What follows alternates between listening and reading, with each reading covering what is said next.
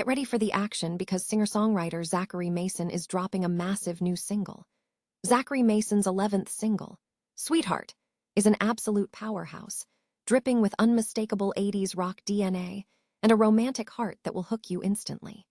We dive into how Zachary Mason brought in drummer Nate Barnes of Rose Hill Drive and bassist John Thomason to craft this track, and you won't believe the polished finish Derek Lynn gave this masterpiece. This is music you need to hear right now. Here's a simple way to protect your phone without stress. This ALAN 3-pack comes with tempered glass screen protectors, camera lens protectors, and an installation frame for an easier, cleaner fit. It's clear, case-friendly, and built to help guard against scratches and everyday bumps. Check the link in the comments to get it on Amazon. Next up, we look at the drama behind the music scene as we examine the unexpected departures in rock history. We are talking about 3 rock band members who were called upon to replace their predecessors, but ultimately didn't quite fill the shoes they were meant to.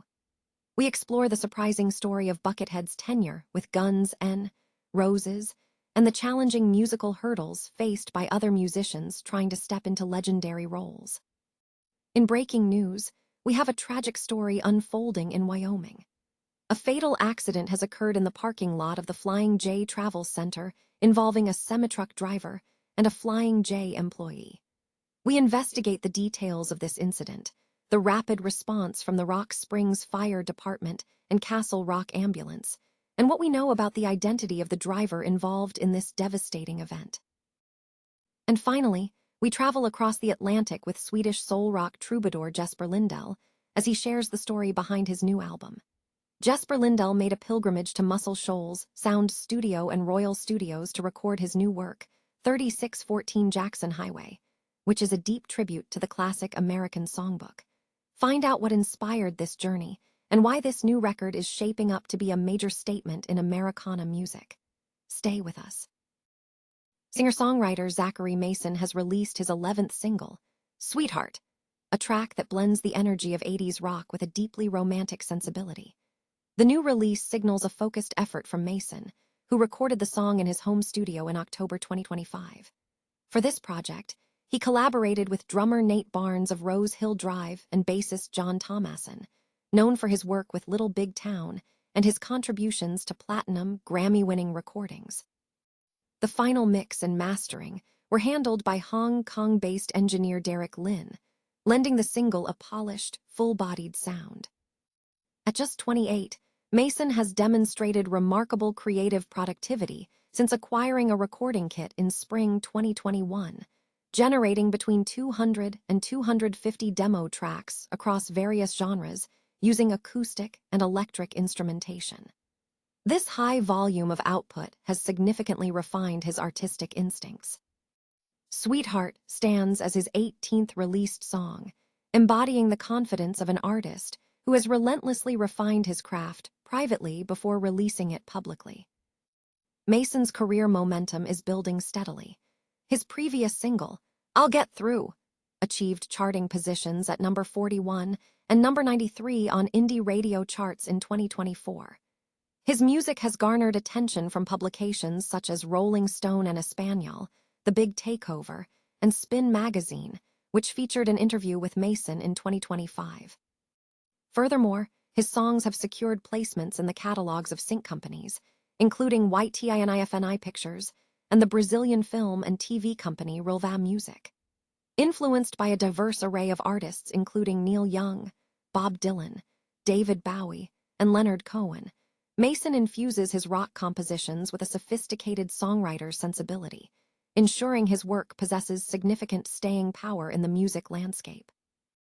Talented rock musicians have frequently been brought in to fill the shoes of departed members in iconic bands, yet in several instances, these replacements ultimately failed to match the original artist's impact. This analysis examines 3 cases where musicians were ill-suited to replace their predecessors. First, Buckethead, the guitarist who was a member of Guns N' Roses, is cited as an example. While Buckethead is a highly talented guitarist, replacing Slash, who was deeply integral to the band's sound, proved nearly impossible. Although Buckethead technically replaced Robin Fink, who had previously replaced Slash, his playing style did not align with the established Guns N' Roses sound.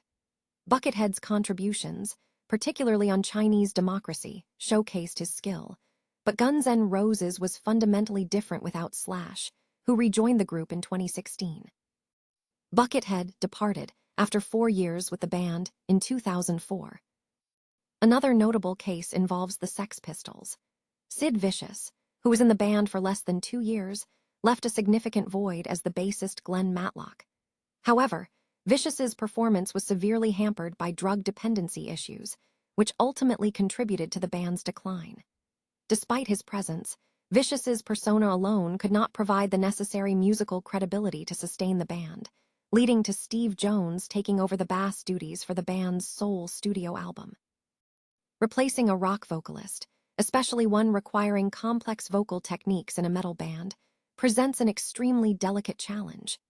Attempting to replace a vocalist with the energy, vocal prowess, and star quality of an artist like David Lee Roth was deemed virtually impossible. While the band secured Sammy Hagar for a period, they faced similar difficulties when the desired vocalist was unavailable in 1996, leading them to bring in Gary Cherone. Ultimately, this endeavor did not succeed. Van Halen III was perceived as a commercial disappointment, and the subsequent tour lacked success, suggesting that the expected level of talent could not be replicated. A fatal accident involving a Semitruck driver occurred early this morning in the parking lot of a Flying J travel center near Rock Springs, Wyoming. The Rock Springs Police Department is currently investigating the incident. According to initial findings, the tragedy took place around 5:00 a.m. when a Flying J employee was directing commercial vehicle traffic.